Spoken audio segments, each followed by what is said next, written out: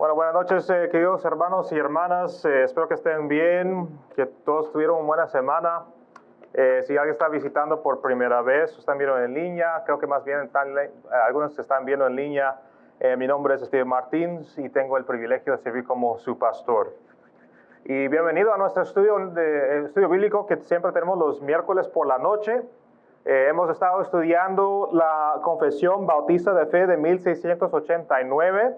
Vamos a continuar con nuestro estudio y para proveer un poco de contexto, hasta ahora hemos cubierto la introducción a lo que es esta confesión, lo que es lo que nosotros creemos. Hemos también tocado sobre la mayor parte del primer capítulo sobre las Sagradas Escrituras y la mayor parte de nuestra atención ha estado en la palabra de Dios desde el principio, porque todo lo que estudiamos en esta confesión se basa únicamente en la palabra de Dios. No estamos consultando las opiniones de personas de otros lados o incluso eruditos cristianos como si fueran también la autoridad máxima como la palabra de Dios. No solo estamos basándonos en la palabra de Dios y dejando que la palabra de Dios nos habla. Y aunque el objeto de lo que estudiamos es la confesión, en este caso, realmente estamos estudiando lo que la Biblia enseña sobre ciertos temas y doctrinas. Entonces, si se acuerdan, la confesión provee un resumen de lo que nosotros creemos sobre algunas doctrinas, puede ser la doctrina de Dios, la doctrina de la palabra de Dios, la doctrina de Jesucristo, etcétera. Y lo que estamos estudiando no solamente es la manera que se articula esas creencias, sino también sus referencias bíblicas. Y esto es lo que es una confesión, es una articulación desarrollada de lo que la Biblia enseña de nuestras convicciones bíblicas, nuestras convicciones como iglesia, como Sevilla Chapel, como cristianos, como una iglesia bautista reformada, porque eso es lo que es Sevilla Chapel. Y como dije la semana pasada, no son los credos o confesiones de la iglesia los que dan forma al significado de las escrituras, sino más bien son las escrituras las que determina la forma de los credos y confesiones. Bueno, esta tarde veremos el séptimo párrafo del primer capítulo de la confesión, concerniente a la simplicidad de su mensaje. Y también vamos a ver el octavo sección concerniente a su preservación histórica. Entonces, en sus libros, esas serían las secciones 1.7 y 1.8. Y antes de seguir adelante, quería preguntar si alguien necesita un libro. Aquí tengo varios que les puedo dar. También tengo una más. Acá está mi hermana. Entonces pueden usar esos libros mientras tanto. Si lo quieren llevar a casa para su copia personal, puedes comprarlo solo por unos $5. Pueden dejarlo en el recipiente donde también recibimos nuestras ofrendas y diezmos. Eso ayuda a cubrir los gastos de imprenta. Y también agradecemos a los publicadores que nos dieron los libros de buen precio para poder proveerlos para la iglesia con bajo descuento. Y pues si prefieres también forma digital, está disponible también en Amazon como forma de Kindle, donde lo puedes ordenar ahí y verlo en tu celular o en tu laptop. Bueno, antes de continuar, si quieres ver nuestras sesiones anteriores, si no sabes lo que hemos tocado antes, si quieres ponerte al día, puedes ir a nuestro canal de YouTube para poder ver nuestras grabaciones. Sin embargo, no vas a perder mucho, vas a poder entender lo que estamos hablando hoy en día, porque cada sesión es autocontenida, o es decir, cada sesión por sí sola se puede entender, pero si quieres aprender de los otros temas que hemos tocado antes, está disponible ahí en nuestro canal. Vamos a comenzar con la lectura del séptimo párrafo, lo cual dice así, 1.7. No todas las cosas en la Escritura son igualmente claras en sí mismas, ni son igualmente claras para todos. Sin embargo, aquellas cosas que es necesario saber, creer y obedecer para salvación se proponen y exponen tan claramente en uno o otro lugar de la Escritura que no solo los eruditos, sino también los que no lo son, pueden adquirir un entendimiento suficiente de tales cosas mediante el debido uso de los medios ordinarios. Ahora recuerden lo que le expliqué la semana pasada por los que estaban acá, que no toda la escritura es fácil de entender. Libros como Eclesiastés, cual es uno de mis favoritos, el libro del Cantar de los Cantares, el libro de Apocalipsis, algunos libros de la Biblia, algunas porciones que requieren instrucción para leer, instrucción para interpretar y para entender. Algunos pasajes, algunos libros que no son fáciles de entender. Considere, por ejemplo, lo que el apóstol Pedro escribe en relación con algunos de los escritos del apóstol Pablo, en que dice, 2 Pedro, capítulo 3, versículo 16, asimismo, en todas las cartas de Pablo, hablan ellas de esto, en las cuales hay algunas cosas difíciles de entender, que los ignorantes y inestables tuercen, como también tuercen el resto de las escrituras, para su propia perdición. Bueno, ¿qué sucede cuando no tenemos la instrucción necesaria para leer la palabra de Dios? Bueno, como dijo Pedro aquí, los ignorantes e inestables terminan torciendo el significado de los textos para su propia destrucción. Es decir, los que no invierten el tiempo para poder aprender cómo leer la palabra de Dios, los que siempre están cambiando de opinión, los que siempre quieren las cosas fáciles y no trabajar duro para poder sacar el oro y los tesoros de la palabra, resultan torciendo el significado de los textos para su propia destrucción. Y nosotros somos testigos de eso hoy, con la pletora o la gran variedad de falsos evangelios que se encuentra hoy en día, falsas enseñanzas. Tenemos el evangelio de la prosperidad, que según lo que das a Dios en tus ofrendas, que Dios va a seguir bendiciéndote y que vas a recibir más riquezas. También hay el movimiento de la palabra de fe, ese movimiento herético que se dice que lo puedes declarar y Dios te lo va a dar. Si veo una casa muy lujosa y de lujo y yo lo quiero para mí mismo y lo puedo declarar en el nombre de Jesús, esa casa va a ser mía. Y yo he estado en esas iglesias visitando varias veces. Hay diferentes enseñanzas falsas. Hay también las conspiraciones del fin de los tiempos, etcétera, que hay, mira, Barack Obama, el anticristo, pero ya no es el presidente, entonces debe ser alguien más. Y algunas diferentes teorías que empiezan a suceder. Todo esto sucede, ¿por qué? Porque los ignorantes y inestables terminan torciendo el significado de los textos para su propia destrucción. Lo cual significa que cuando estudiamos la palabra de Dios, lo tenemos que hacerlo con tanta seriedad, entendiendo que si no lo capturamos, si no lo entendemos, hay consecuencias e implicaciones con lo que sacamos después y lo que pensamos está diciendo Dios cuando no lo está diciendo. Ser entrenado en las Escrituras no es solo para que podamos tener el verdadero entendimiento de la palabra de Dios, sino también para que podamos descartar las falsas enseñanzas e interpretaciones. Para que podamos decir que esto es verdadero y esto es falso. Para poder decir que esto sí es lo que Jesús o Dios enseña, esto no lo es. Nosotros entendemos a esa instrucción como la disciplina de la hermenéutica. La disciplina o la ciencia de la hermenéutica. Tal vez lo han escuchado antes, tal vez no. La hermenéutica es un curso requerido para cualquier estudiante de seminario. Si vas a ir a un seminario para prepararte para el ministerio, o mismo si es simplemente para crecer en tu vida espiritual, en tu conocimiento de la palabra de Dios, eso es uno de los cursos que uno tiene que tomar, la hermenéutica, que es cómo interpretar la Biblia. Una disciplina que las iglesias locales tratan también de enseñar de manera más informal, como lo hacemos hoy con nuestro estudio bíblico. Aunque la mayoría de las iglesias latinas casi no lo hacen. Y eso necesita cambiar para el futuro. Y es por eso que nosotros, desde que empezamos esta iglesia, queremos que uno de los pilares fuertes de la iglesia sea el estudio de la palabra de Dios. Que nosotros podemos entender cómo estudiar la palabra de Dios, cómo entender la palabra de Dios y cómo aplicar la palabra de Dios. Porque el conocimiento por sí solo no es nada. El conocimiento aplicado es lo que resulta en cambios y frutos y en ver la bondad del Señor obrando en nuestras vidas. ¿Por qué es necesaria esta formación o este entrenamiento? Porque la Biblia no fue escrita hoy. Fue escrito miles de años antes de nuestro tiempo, por diferentes autores, en diferentes periodos de tiempo, en diferentes entornos culturales, en diferentes idiomas. Si lo coges la Biblia y lo leas como si fuera una carta de hoy en día, no lo vas a entender.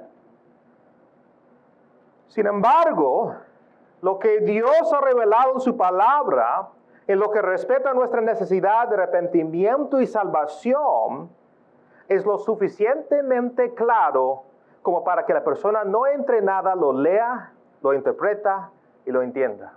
Y hay varios casos en África, varios casos en otros países, incluso en circunstancias bien difíciles, como personas que están en los cárceles, en los lugares más peligrosos del mundo, que reciben la Biblia y lo lean, y hay partes que no lo entienden, pero lo que sí entienden es el Evangelio. Lo que sí entienden es la necesidad de uno arrepentir sus pecados y que hay salvación en Cristo. Entonces, la Biblia de todos modos sirve su propósito. Todavía habla cualquier persona. Entonces, entendemos la simplicidad de la palabra de Dios, pero también entendemos la necesidad de entrenarnos para poder entender todo el consejo de Dios. Y la confesión cita el Salmos 19, versículo 7, como evidencia de esto, lo cual dice: la ley del Señor es perfecta, que restaura el alma. El testimonio del Señor es seguro, que hace sabio al sencillo. Lo cual significa que puede haber alguien que no ha ido al seminario, pero que tiene una comprensión del Evangelio, que algún estudiante del seminario no lo tiene porque no ha estudiado la palabra tal como es, como la palabra inspirada de Dios. Eso vimos también en otra clase, en que estamos comparando personas que estudian la palabra, pero que no le dan la autoridad a la palabra de Dios como debe ser, y otras personas que se someten a la palabra de Dios como la palabra inspirada y autoritaria de Dios, y con esa razón, por el Espíritu Santo, pueden entender el significado verdadero. También tenemos el Salmo 119, versículo 130, y dice lo siguiente: la exposición de tus palabras imparte luz, da entendimiento a los sencillos. Entonces, lo que quiero decir es que la palabra de Dios no debería causar en ti un temor o intimidarte. Si lo tomas la palabra y tienes en tus manos y lo primero que piensas es que no lo voy a entender, que no le voy a entender, es que bueno, hay partes que no lo vas a entender, pero hay partes que sí vas a entender. Y si pides también la ayuda del Espíritu Santo que trae iluminación, lo puedes entender y lo puedes leer. En las porciones, las escrituras que son difíciles de entender, ahí es cuando uno pide ayuda también. Entonces, en cierto modo, la escritura es lo suficientemente simple como para lograr su propósito. Y su propósito primario es guiar a uno a la salvación en Cristo Jesús y a la justicia, es decir, vivir bien o derechamente según la ley de Dios, a través de la iluminación del Espíritu de Dios. Ahora, para aquellos que no estuvieron presentes la semana pasada, aprendimos que es el Espíritu Santo el que produce un despertar espiritual y intelectual al significado del texto. Eso es lo que es la iluminación del Espíritu Santo. Un despertar espiritual e intelectual, como un bombillo que se enciende en nuestras cabezas. Ya ahora entendí este pasaje. Ahora entiendo lo que está tratando de decir. Esto diferencia a los creyentes de los incrédulos que estudian la palabra de Dios. Los que creen que han recibido el verdadero significado del texto, mientras que los que no creen no pueden entenderlo.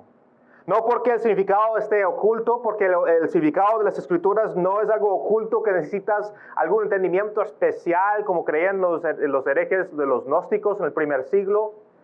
Ellos pensaron que necesitaban un conocimiento secreto como una llave para poder abrir la Biblia o las Escrituras para poder entender el significado oculto. Nosotros no creemos eso, la palabra tampoco enseña eso, sino más bien los que no tienen el Espíritu de Dios no pueden entender la palabra de Dios porque están espiritualmente muertos en sus pecados y por lo tanto están espiritualmente ciegos. Y aquellos que han llegado a la fe por medio de las Escrituras son llevados a la fe y al verdadero entendimiento porque fue el Espíritu Santo que primero los trajo a la vida y que los trajo vista para poder entender, poder ver y creer. Entonces es el Espíritu Santo primero que trajo la vida y la vista necesarias a los muertos y a los ciegos espiritualmente. Y una vez más, si quieres revisar este asunto de la iluminación, puedes consultar el video de la semana pasada. Pasamos ahora al octavo párrafo, sección 1.8. Y debo mencionar que solo tendremos tiempo suficiente esta noche para cubrir la mitad, mientras que la otra mitad lo vamos a cubrir la próxima semana. Entonces aquí es lo que dice el artículo 1.8 de la confesión, lo cual dice lo siguiente.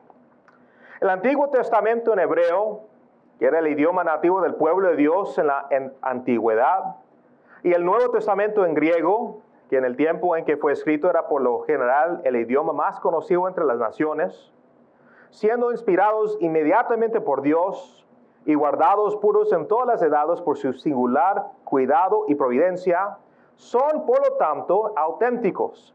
Así que en todas las controversias religiosas, la Iglesia debe apelar a estos como autoridad final. Pero debido a que estas lenguas originales no son conocidas por todo el pueblo de Dios, el cual tiene derecho a las Escrituras e interés en estas, y debido a que se le manda leerlas y escudriñarlas en el temor de Dios, por lo tanto deben ser traducidas a la lengua común de toda nación a la que sean llevadas, para que habitando en abundancia la palabra de Dios en todos, pueden adorarle de manera aceptable y para que por medio de la paciencia y el consuelo de las Escrituras tengan esperanza. Desde hace mucho tiempo hemos querido tocar sobre la preservación de las Sagradas Escrituras y esta noche tenemos la oportunidad de hacer precisamente eso. Comenzamos con el Antiguo Testamento, que fue escrito en el antiguo idioma hebreo. Y lo que van a estar recibiendo esta noche sería, podríamos decir, una versión resumida y condensada de lo que pudieras recibir en un seminario teológico. Como dice correctamente la confesión, era el idioma nativo del pueblo de Dios en la antigüedad. Y aparte de ver esto en el Antiguo Testamento mismo, el apóstol Pablo también testifica de esto en Romanos capítulo 3, versículo 2, en que dice: grande en todo sentido, en primer lugar, porque a ellos les han sido confiados los oráculos de Dios. Y a eso está refiriendo a los judíos. Pero es posible que te sorprendes al saber que el hebreo no era el único idioma utilizado para las escrituras hebreas o por la Biblia hebrea, que se llama el Antiguo Testamento para los judíos. También hubo ocasiones en que se usó el arameo, como con la composición del libro de Daniel e incluso el libro de Esdras. Ahora voy a abordar la composición del Nuevo Testamento la próxima semana, en que vamos a ver sobre el idioma griega. Pero esta semana quería hablar sobre la preservación y la transmisión del Antiguo Testamento. En primer lugar, comenzando con lo que ocurrió en el Jardín del Edén, hasta el éxodo de los hebreos de su cautiverio en Egipto, en el transcurso de todo ese lapso de tiempo, de verdad no hubo relatos escritos que registraron estos eventos bíblicos. No lo hubo, no lo hay, al menos ninguno que conozcamos. Lo que había, en cambio, era lo que los eruditos han llamado la tradición oral. Esto significa que los eventos de Génesis capítulo 1 hasta el punto del ministerio profético de Moisés, incluyendo la creación del mundo, la caída del hombre, la torre de Babel, los patriarcas, que es Abraham, Jacob, Isaac, se transmitieron de generación en generación mediante cuentos orales. Todo fue por la palabra hablada. Ahora, para una cultura como la nuestra, que puede describirse como la cultura basada en el texto, porque todos nosotros usamos libros, textos, letras, escribimos, mandamos mensajes por texto, etc. Podríamos pensar que las tradiciones orales son poco confiables y tal vez irresponsables con algo tan importante como la palabra de Dios. Podríamos pensar en el juego teléfono roto, no sé si lo han jugado o así se llama en español, pero en inglés se llama broken telephone, que es donde alineas a varias personas y comienzas susurrando un mensaje al oído de la primera persona en la fila, y cada persona tiene que susurrar el mensaje en la línea. Y cuando el mensaje llega a la última persona, tiene que decir el mensaje en voz alta, y es entonces cuando descubrimos si el mensaje se transmitió fielmente o si se corrompió en el camino. Si el mensaje era, yo tengo 10 huevos, por ejemplo, y el mensaje al final era, yo llevo 10 muertos, obviamente el mensaje se corrompió en algún lugar del camino. Pero, sorprendentemente, eso no era una ocurrencia común en las culturas orales. De hecho, la tradición oral ha sido considerada como autoritaria y confiable en las culturas del antiguo cercano oriente. Las comunidades orales eran esencialmente comunidades autocorrectivas. ¿En qué sentido? Si alguien volviera a contar un relato histórico erróneamente, digamos que quería contar la historia de Noé dice una historia que no es lo que pasó, tendrías toda una comunidad que proporcionaría una corrección. Y lo que podemos usar como ejemplo sería como hoy en día los musulmanes del Medio Oriente. Ellos pueden, por ejemplo, memorizar y recitar todo el Corán, y pueden hacerlo incluso sin el texto del Corán como referencia. Y hay varios videos de eso, de niños, incluso mujeres y hombres que pueden memorizar todo el Corán sin el texto enfrente de ellos. Y si alguien lo recitaba mal, otros musulmanes lo pueden corregir y de hecho sí lo corrigen. Ahora, aunque los musulmanes podrían haber comenzado con el texto escrito del Corán, habían desarrollado su propia tradición oral basada en ello. Y aunque es diferente de la tradición oral y la cultura del antiguo cercano oriente, te da una idea de todos modos de cómo era esa cultura basada en la tradición oral. Para citar la evaluación académica de las antiguas tradiciones orales, aquí hay una explicación de por qué se prefirió lo oral y no lo textual. Y dice lo siguiente: la textualidad no proporcionó ningún medio para la relación o discusión entre maestros y estudiantes. Además, leer un libro podría llevar a alguien a pensar que había aprendido un contenido de material o un cuerpo de material, pero para ellos solo repetir lo que estaba escrito en un libro era una ilusión de conocimiento. La oralidad funciona particularmente bien en la comunicación de mensajes poderosos a grupos más pequeños de personas. No sé si eso te ha pasado antes, pero aquí en las escuelas públicas, incluso en las universidades, el objeto es que puedes memorizar respuestas a preguntas, memorizar teorías, memorizar lo que está en tu libro para tu curso. Y cuando te llegan los exámenes, simplemente tienes que poner todo lo que has memorizado. Pero eso no significa que lo conoces en verdad. Eso no significa que has aprendido algo, que has crecido. Simplemente significa que tienes información memorizada. Y es por esa razón que estas culturas antiguas o primitivas preferían la tradición oral, que la persona pudiera orgánicamente, por su propia cuenta, comunicar la misma información, no solamente memorizado. Bueno, esto significa que estas civilizaciones antiguas no estaban limitadas a escribir textos debido a una falta de avance o educación. Simplemente tenían una visión y una preferencia diferente para la forma en que querían comunicarse y preservar información.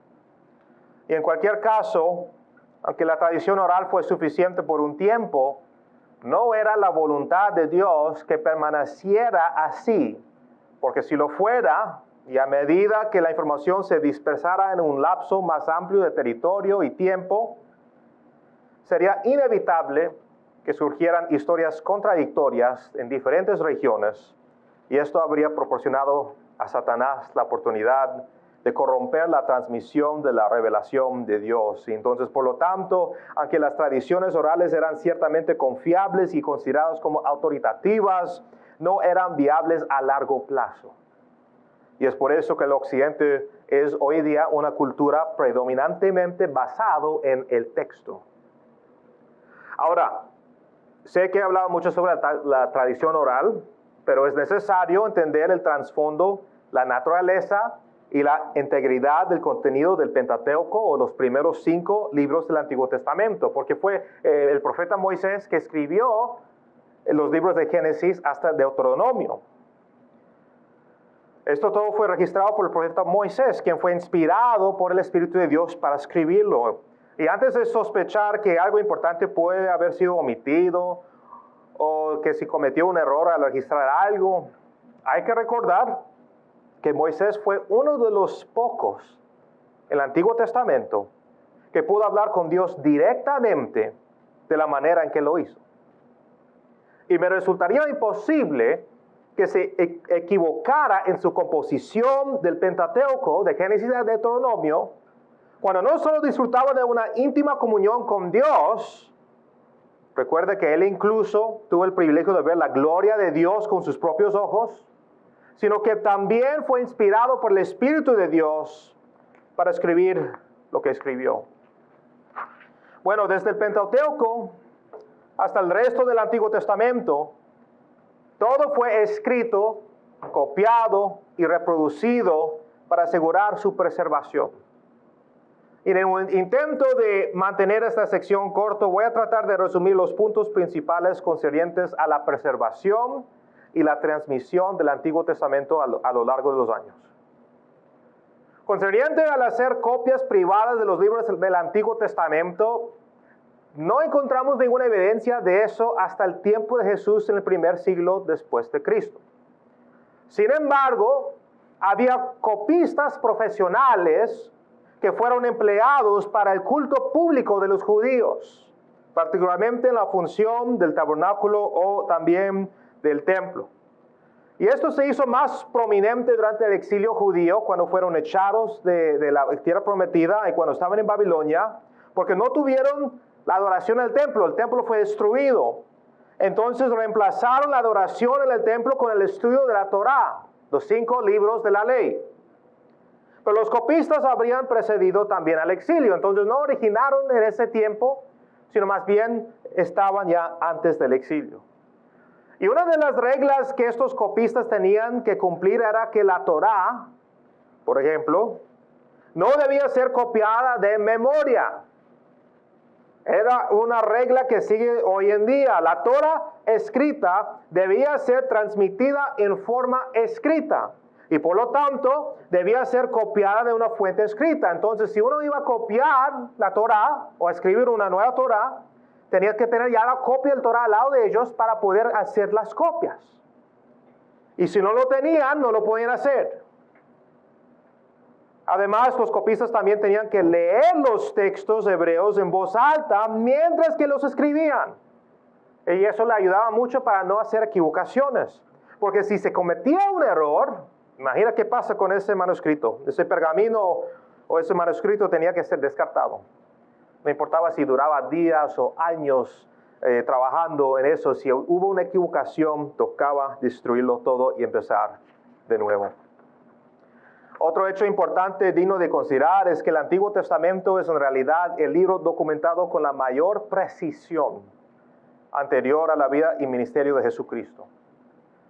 No sé si sabían, pero tenemos acceso a miles de manuscritos y algunos de los fragmentos datan del año 600 antes de Cristo.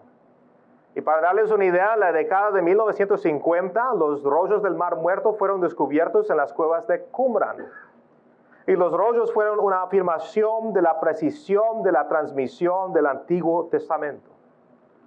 Estos rollos descubiertos, que contenían varios libros del Antiguo Testamento en hebreo, eran aproximadamente 1000 años anteriores a los que teníamos antes del descubrimiento.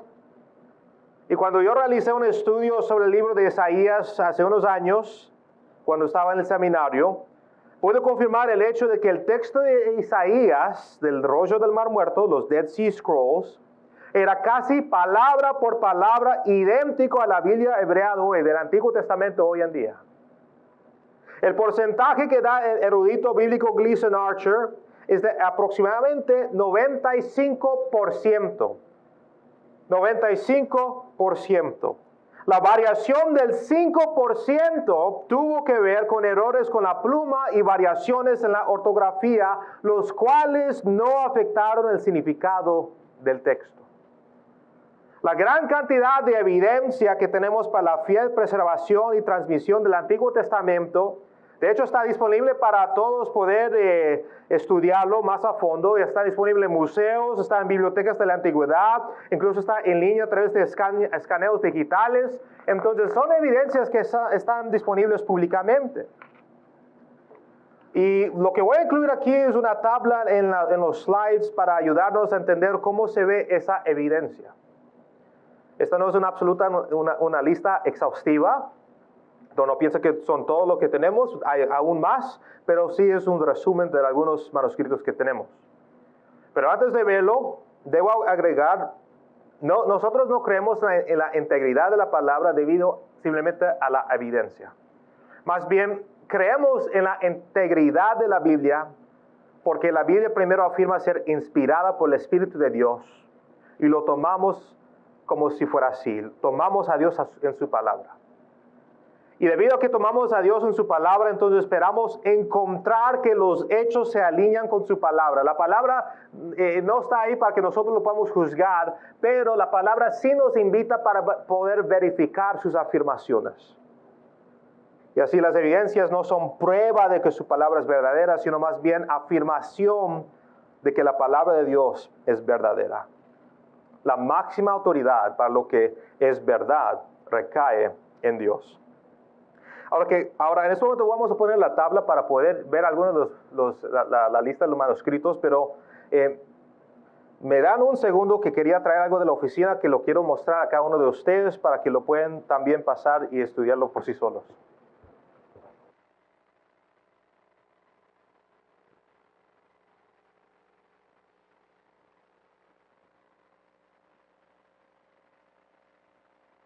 Ahora, el primer manuscrito que está ahí es lo que se llama en inglés Dead Sea Scrolls, y es lo que estuve mencionando anteriormente.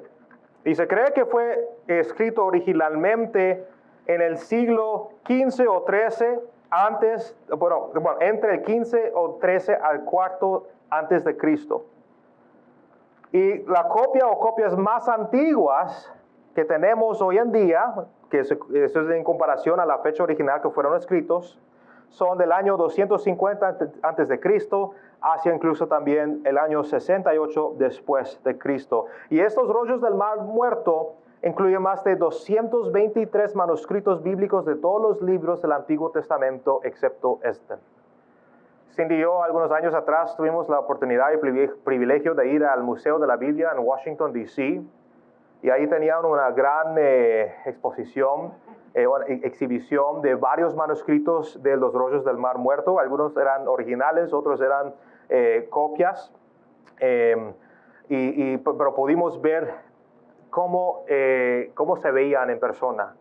Y de hecho, lo que yo tengo aquí enfrente mío, para poder mostrarlo, es una copia de lo que se llama el Decálogo, que es los 10 mandamientos. Ahora, no, obviamente no es original, porque yo estaría en la cárcel si fuera así. Pero sí es una copia verdadera y fiel con el certificado del Museo de Israel. Entonces, esta es una copia que lo voy a pasar para que lo puedan ir viendo. Es de Deuteronomio y son los 10 mandamientos. Y también lo que voy a pasar a cada uno para que lo puedan ver, y por favor, ten mucho cuidado con esto porque es frágil.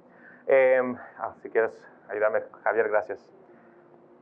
Esto es una versión pequeña de donde se encontraron los rollos del Mar Muerto. Entonces eran mucho más grandes, tal vez era hasta mi rodilla o incluso hasta mi cadera. Y ahí es donde se encontraron las cuevas de Qumran en el Medio Oriente, donde estaba esencialmente abandonado o oculto, lo encontraron y ahí es donde encontraron varios rollos o contenidos de estos manuscritos. Sí, se puede quitar. Mientras que están viendo eso, mientras que eso está circulando entre ustedes, también vamos a seguir viendo el tabla. Aquí también se muestra el rollo de Isaías, el comentario de Habacuc, que también viene de los rollos del Mar Muerto. Son de diferentes fechas de composición. La fecha de composición de Isaías se cree que fue siglo 8 antes de Cristo. El copia más antiguo que tenemos es el año 150 a 100 antes de Cristo. La copia completa del libro de Isaías es muy bonito. Si lo pones en Google, Isaías, Dead Sea Scrolls, te provee la imagen súper grande de todo el rollo. Y es bien fascinante verlo. También tenemos el papiro Rylands, que contiene porciones griegas de Deuteronomio, capítulo 23 a 28. Se cree que fue escrito en siglo XV a 13 antes de Cristo, y la copia más antigua que tenemos es 150 antes de Cristo. Si seguimos al otro slide, tenemos el papiro Nash.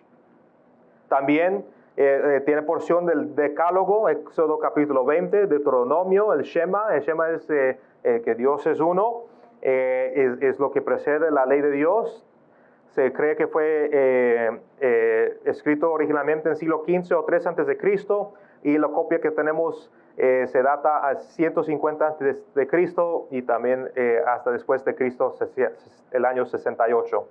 El Peshitta es todo el Antiguo Testamento, pero no en hebreo, sino más bien el idioma siriaco, y eso fue escrito también algún tiempo, puede ser del siglo XV antes de Cristo o incluso el año 4 antes de Cristo. Pero la copia que tenemos disponible es de 100 a 200 años después de Cristo. El papiro Chester Beatty es otro. Grandes porciones de Génesis, Números, Deuteronomio, Isaías. Y eso podemos ver, fue escrito en el siglo XV o el XIII hasta el 8 antes de Cristo. La copia más antigua siendo 150 después de Cristo. El Targum de Onkelos, que es simplemente toda el Torá o el Pentateuco, Génesis de Deuteronomio. También se cree que fue escrito siglo XV a 13 antes de Cristo. La copia que tenemos es el año 200 después de Cristo. En el otro tabla que tenemos aquí, Codex Vaticanus, eso es más famoso. Contiene todo el Antiguo Testamento griego completo y también los apócrifos enunciales, excepto porciones de Génesis, Segundo de Reyes, Salmos, Primero y Segundo Macabeos y la oración de Manasés. La copia que tenemos es del año 325 después de Cristo, pero se cree que fue escrito originalmente en siglo XV a 13 antes de Cristo. También el Codex Ephraimi Scripticus, contiene Job, Proverbios, Eclesiastés, Cantar de los Cantares. Fue escrito siglo 13 a 10 antes de Cristo. La copia que tenemos es del año 345 después de Cristo. Tenemos el Codex Sinaiticus, que es la mitad del Antiguo Testamento en griego uncial. Y fascinante historia de esto porque, bueno, fue escrito siglos 13 a 14 antes de Cristo. La copia que tenemos es año 350 después de Cristo. Y ese manuscrito en particular, el Codex Sinaiticus, hay una copia completa del Codex Sinaiticus que se podría ordenar. Y de hecho se puede ordenar como por $1,000 americanos en christianbook.com. Yo me acuerdo cuando era joven, todavía en la universidad, y lo vi, y estaba en promoción como por algunos años, 2 o 3 años, y estaba en promoción por solamente $250. Y es un libro gigante. Y me arrepiento mucho de no comprarlo por $250. Entonces no lo puedo comprar por $1,000 porque me siento mal. Y estoy esperando por un milagro que lo rebajen de algún modo para comprarlo de nuevo. Pero es por decir que si encuentras algún manuscrito o una copia así de barato, cómpralo antes que lo suben. Después el Vulgata Latín también, que contiene todo el Antiguo Testamento completo en latín. Fue escrito 15 o 13 hasta el año 4 antes de Cristo, y la copia que tenemos se puede hacer dentro del año 390 a 405 después de Cristo. Y la tabla de que sigue después, vamos a seguir yendo por cada uno, porque yo quiero que vean todo lo que tenemos como evidencia firme de la preservación fiel al Antiguo Testamento. Tenemos también el Codex Alexandrinus, que contiene todo el Antiguo Testamento en griego uncial, escrito o fecha original, siglo XV o XIII al 4 antes de Cristo. La copia que tenemos es del año 450 después de Cristo. También tenemos el Museo Británico Oriental 4445, que es todo el Pentateuco. El año que tenemos de eso es 850 después de Cristo, pero la fecha original podría ser siglo XV a XIII antes de Cristo. Tenemos el Codex Caerensis, que contiene profetas anteriores y posteriores. Es del siglo XIII a IV antes de Cristo originalmente, pero la copia que tenemos es de 895 después de Cristo. Y también tenemos el Códice de Alepo, que contiene el texto hebreo completo más antiguo, desde el año 900 después de Cristo, y fue escrito originalmente en el siglo XV o XIII hasta el IV antes de Cristo. No se sabe con firmeza cuándo exactamente es, pero sabemos que es dentro de ese rango, esos números. Y finalmente tenemos, sí, el texto hebreo completo, más antiguo del Antiguo Testamento, eso es cierto, el Códice de Alepo. Y el tabla final que les vamos a mostrar, yo sé que fue mucha información, el Códice Babilónico de los últimos profetas, conteniendo Isaías, Jeremías, los 12 profetas menores, fue escrito el siglo VII o hasta el 4 antes de Cristo, la copia que tenemos del año 916 después de Cristo.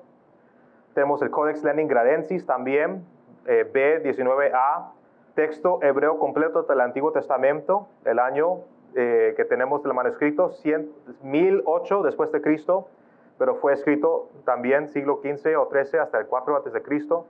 Y finalmente también Pentateuco Samaritano, que es escrito en caracteres samaritanos. Y la copia que tenemos tiene un dato de 10 a 11 después de Cristo y fue originalmente escrito en siglo XV o hasta el XIII antes de Cristo. Bueno, tanta información.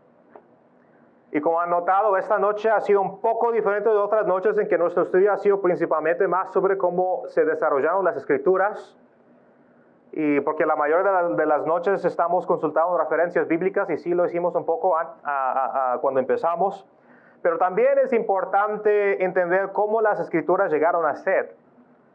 No para darnos fe, porque ya tenemos fe en el Espíritu Santo, gracias a Dios, sino para fortalecer nuestra fe en lo que enseña la palabra de Dios. Y podemos ver esto y decir, qué belleza, qué maravillosa la palabra de Dios y todo lo que podemos encontrar en la historia para afirmar su historia. Lo que tenemos en nuestras manos hoy es la palabra inspirada de Dios. Esa Biblia es la palabra inspirada de Dios. Y lo que creemos es en su inerrancia y su infalibilidad. Es decir, está sin error y está siempre verdadero y correcto en lo que enseña. Ahora, aquí está una pregunta. ¿Significa eso que nuestras Biblias en español son inerrantes e infalibles? ¿Qué opinan ustedes? No. Voy a decir sí y no. Sí y no. Sí, en el sentido de que son la palabra escrita de Dios tal como nos fue dada en hebreo, arameo y griego. Sin embargo, no lo es en el sentido de que la traducción al español en sí no es inherente e infalible. Porque si fuera así, entonces si una persona tiene la Biblia de las Américas y otra persona tiene la Reina Valera de 1960 y otra persona tiene la nueva versión internacional y hay una contradicción en respecto a la versión en algunos pasajes en cómo fue traducido, vamos a tener un problema grave. ¿Cuál entonces tiene la razón si todos son inspirados, si las traducciones están inspiradas? Eso no es cierto. Es por eso que al estudiar las Escrituras es importante que consultemos su hebreo, arameo o griego original para asegurarnos de que estamos obteniendo el significado correcto. Nosotros creemos en la inspiración, en la inerrancia, en la infalibilidad en los manuscritos originales. La palabra tal como fue escrita fue inspirada, pero no las traducciones que siguieron después. Y gracias a Dios que tenemos las herramientas para poder consultar y verificar las traducciones hoy en día de la palabra.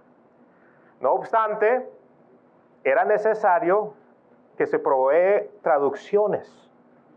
Porque como Pablo escribe en 1 Corintios capítulo 14, versículo 11, pues si yo no sé el significado de las palabras, seré para el que habla un extranjero, y el que habla será un extranjero para mí. La traducción de las Escrituras era necesaria. Pero sobre eso vamos a explorar la próxima semana, después de ver la preservación y transmisión del Nuevo Testamento. Y también voy a tocar un poco también de cómo fue traducido la palabra de Dios al español, contando un poco la historia de los traductores de la Biblia Reina Valera. Por ahora vamos a cerrar nuestro estudio con oración y vamos a tener un tiempo de preguntas y respuestas. Tal vez no hay preguntas y respuestas, está bien, pero pues, por si acaso hay, especialmente con todo lo que hemos tocado, no existe una pregunta tonta. Siéntese libre de poder expresar libremente lo que opinas o una duda que tal vez tienes para poder responder. Y si no tengo la respuesta de inmediato, porque no soy una enciclopedia, te prometo que lo voy a estudiar e investigar contigo para poder aprender juntos, porque estamos en esto juntos. Oremos. Padre Celestial, te agradecemos por el regalo, por el don que es tu palabra que tenemos hoy en día. Señor, esa palabra tiene una gran historia desde el primer momento que fue escrito, desde antes cuando formó parte de la tradición oral de los acontecimientos de Génesis en el principio. Y Señor, vemos también, o vamos a aprender incluso la historia de su traducción y la sangre que fue derramada para que podamos tenerlo en nuestro propio idioma. Y vemos cómo tu Santo Espíritu a través de los años, a través de toda la historia, ha preservado tu palabra. Es milagrosa, la verdad. Poder compararlo con otros documentos históricos antiguos como de Aristóteles y los filósofos griegos y poder decir que es la Biblia, no los otros escritos, que tiene más evidencia de manuscritos que pueden afirmar su mensaje. Y su mensaje es tu revelación a nosotros de quién eres tú, de quiénes somos nosotros, de nuestra necesidad de arrepentirnos de nuestros pecados y encontrar nuestra salvación en ti. Gracias por el don de tu palabra. Perdónanos, Señor, si lo tomamos por sentado y pedimos por tu ayuda y por tu fuerza para poder seguir adelante con ánimo, estudiando tu palabra, no siendo intimidados, sino más bien animados. Ayúdanos, Señor, para poder ser personas creyentes, discípulos que aman su palabra. Había un término que se usaba para nosotros, Señor, y fue un término antes que fue usado en la iglesia temprana, que nosotros fuimos llamados cristianos porque seguimos a Cristo. Pero había otro término también que los musulmanes nos acusaron y nos dijeron que somos personas del libro. Señor, sí, somos un pueblo del libro, somos un pueblo de tu palabra. Que eso sea cierto en nuestra vida. Señor, no estamos buscando manifestaciones especiales, no estamos buscando señales, no estamos buscando sentimientos. Estamos buscando a ti y estamos buscando tu voluntad. Y tú, Señor, te encargarías de hacernos crecer espiritualmente, porque el crecimiento viene de tu espíritu. Que tu iglesia sea bendecida. En tu nombre, Jesús, oramos. Amén.